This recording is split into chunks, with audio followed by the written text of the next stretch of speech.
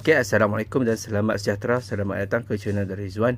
Okey, hari ini saya akan buat satu video berkenaan dengan program My30. Okey, macam mana untuk kita melanggan pas perjalanan tanpa had My30 yang telah diumumkan oleh Yang Amat Berhormat Perdana Menteri kita Tan Sri Muhyiddin Yassin di dalam program dalam Pelan Jana Semula Ekonomi Negara Penjana baru-baru ini. Okey, antara salah satu inisiatif yang telah diumumkan oleh PM kita melalui Penjana pada 5 Jun yang lalu ialah memperkenalkan pas perjalanan tanpa had My30. Pas My30 membolehkan pengguna menggunakan perkhidmatan pengangkutan awam di Lembah Kelang di bawah seliaan prasarana berhad seperti MRT, LRT, monorail, BRT, bas rapid KL dan bas feeder MRT tanpa had setiap hari dengan hanya membayar RM30 sahaja sebulan. Okey, tujuan pengenalan PAS My30 ini adalah untuk mengurangkan kesan COVID-19 kepada rakyat Malaysia melalui pengurangan kos pengangkutan awam yang perlu dibayar setiap hari. Pelaksanaan PAS My30 diharap mampu memberi penjimatan yang berganda terutamanya kepada pengguna yang pengangkutan awam yang menggunakan perkhidmatan tersebut setiap hari. PAS My30 hanya boleh dilanggan menerusi MyCard atau MyTentera yang mempunyai fungsi Touch and Go atau kad konsesi MyRapid bagi individu atau pelajar yang berumur 12 tahun ke bawah sahaja. Okey, tempoh pelaksanaan My30 adalah bermula daripada 15 Jun hingga 31 Disember 2020. Okey, syarat kelayakan PAS My30. Okey, terdapat beberapa syarat kelayakan yang dikenakan sekiranya pengguna ingin memohon PAS perjalanan tanpa had My30. Okey, pertama, warga negara Malaysia sahaja, memiliki MyCard dan MyTentera yang sah.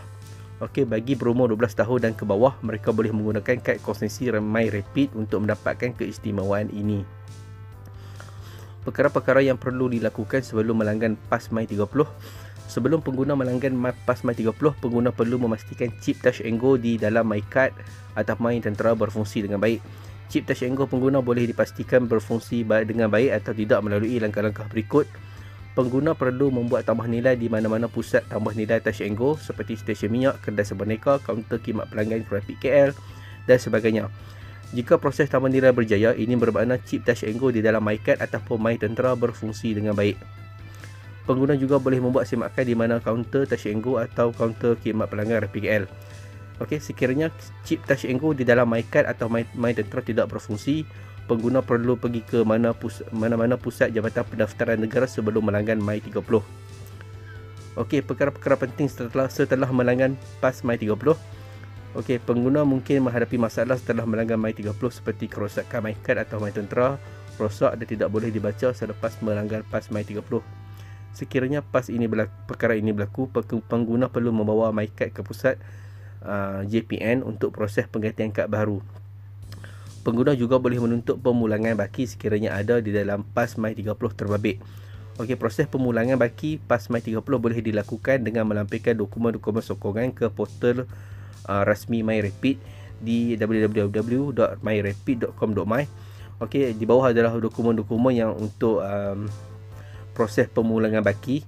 Anda perlu sertakan nombor MyFG MyCard, nombor akaun bank, nama bank, resit langganan PAS My30, resit bayaran gantian MyCard daripada JPN, slip pulangan nilai Touch and Go dari JPN ataupun penambatan dari Touch and Go hanya untuk MyCard. Okey, pemulangan baki My30 tersebut akan ditukar kepada RM1. Sekiranya MyCard atau MyTentera pelanggan rosak tetapi masih boleh dibaca, baki hari PAS My30 yang telah dilanggan akan dipindahkan ke kad generik Touch and Go pelanggan. Setelah PAS My30 tamat tempoh, pelanggan harus memperbarui PAS My30 di dalam MyCard atau MyTentera yang baru. Okey, di bawah saya sertakan langkah-langkah untuk melanggan PAS My30.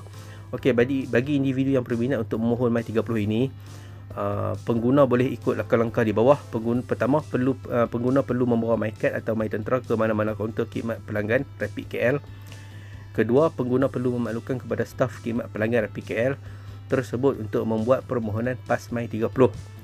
Berikan MyCard atau MyTentera untuk pendaftaran dan tambah nilai. Pembayaran kali pertama untuk My30 ialah RM40 sebanyak 50 sen akan ditolak untuk cas tambah nilai. Baki RM9.50 disimpan di dalam sistem Touch and Go pengguna dan baki ini tidak akan ditolak lagi di dalam sistem melainkan pengguna menggunakan untuk transaksi selain di rangkaian Rapid KL seperti tol, kedai seboneka, pusat membeli belah dan sebagainya.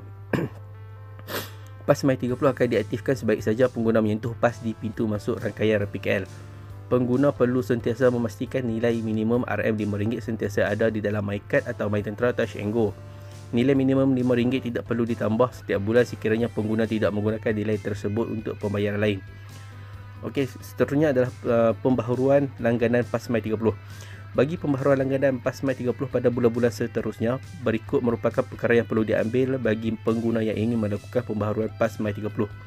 Pembaharuan PAS My 30 secara automatik boleh dilakukan di kaunter khidmat pelanggan RPKL dan hub PAS terpilih.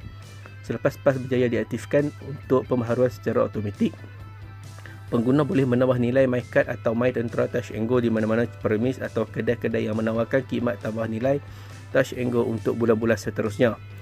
Pengguna perlu memastikan nilai di dalam PAS tidak kurang dari RM35 sebulan. Okey, di bawah saya senaraikan kaunter khidmat pelanggan RPKL. Lokasi, pengguna yang ingin melanggan atau membuat pembaharuan PAS My 30 boleh pergi ke kaunter pelanggan RPKL di bawah. Semua stesen LRT, semua stesen MRT, semua stesen monorail, semua stesen BRT, hub bas terpilih Pasar Seni, Seksyen 2 Shah Alam, Seri Nilam, Greenwood, Terminal Kajang.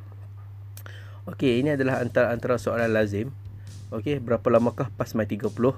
Okey, dia bermula daripada 15 Jun hingga 31 Disember 2020. Yang mana selepas itu My 100 dan My 50 akan diperkenalkan semula. Bolehkah saya melanggan PAS My 30 menggunakan kad Touch & Go? Jadi tak boleh guna kad Touch & Go, hanya menggunakan MyCard dan MyTentera saja. Apakah tempoh sah PAS My 30? Tempoh sah My 30 adalah 30 hari berturut-turut termasuk hujung minggu dan cuti am. Okey, bolehkah PAS My 30 dipindah milik? Okey, tidak boleh. Adakah saya perlu sentiasa memastikan nilai minimum Touch & Go sentiasa mencukupi di dalam MyCard atau MyTentera?